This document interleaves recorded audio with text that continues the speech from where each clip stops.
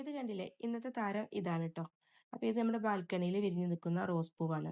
നല്ല നാടൻ റോസാണ്. അപ്പൊ നമുക്കതൊന്ന് മൂന്നെണ്ണം കട്ട് ചെയ്ത് കൊണ്ടുവന്നിട്ട് ഇതളുകളൊക്കെ വിടർത്തിയിട്ട് നന്നായിട്ട് കഴുകിയെടുത്തിട്ട് നല്ല തിളച്ച വെള്ളം ഒഴിച്ചിട്ട് കുറച്ച് നേരം അങ്ങ് മാറ്റി വെക്കുക. ഇപ്പൊ ഇതിൽ ഒഴിച്ചിട്ടുള്ള ചൂടുവെള്ളത്തിന്റെ ചൂടൊക്കെ പോയി നന്നായിട്ട് ഇതിലത്തെ കളറൊക്കെ വെള്ളത്തിലേക്ക് വന്നിട്ടുണ്ട്. ഇനി ഇതൊന്ന് നമുക്ക് അരിച്ചെടുക്കാം. അരിച്ചെടുക്കുമ്പോണ്ടല്ലോ ഇവിടെ മൊത്തം നല്ല റോസിന്റെ സ്മെല്ലാണ് കേട്ടോ. ഇത്രയും അളവിലാണ് നമുക്ക് റോസ് വാട്ടർ കിട്ടിയിട്ടുള്ളത്. ഇനി ഇതൊരു സ്റ്റീൽ പാനിലേക്ക് ഒഴിച്ച് അതിലേക്ക് ഒരു 1/2 കപ്പ് പഞ്ചസാരയും ചേർത്ത് ആദ്യം ഹൈ ഫ്ലെയിമിൽ ഇട്ടിട്ടാണ് ചൂടാക്കിയിട്ട് എടുക്കേണ്ടത്. എന്നിട്ട് നന്നായിട്ട് തിളച്ചു വരുന്ന സമയത്ത് മീഡിയം ഫ്ലെയിമിലേക്കാക്കി ഇളക്കി ഇളക്കിയിട്ടാണ് തിക്കാക്കിയിട്ട് എടുക്കുന്നത്. റോസ് സിറപ്പ് ഇവിടെ ദാ ഇത്രയും റെഡി ആയിട്ട് കിട്ടിയിട്ടുണ്ട്. പിന്നെ നമ്മൾ പുറത്തുനിന്ന് വാങ്ങിക്കുന്ന ആ ഒരു കളറൊന്നും കിട്ടൂല.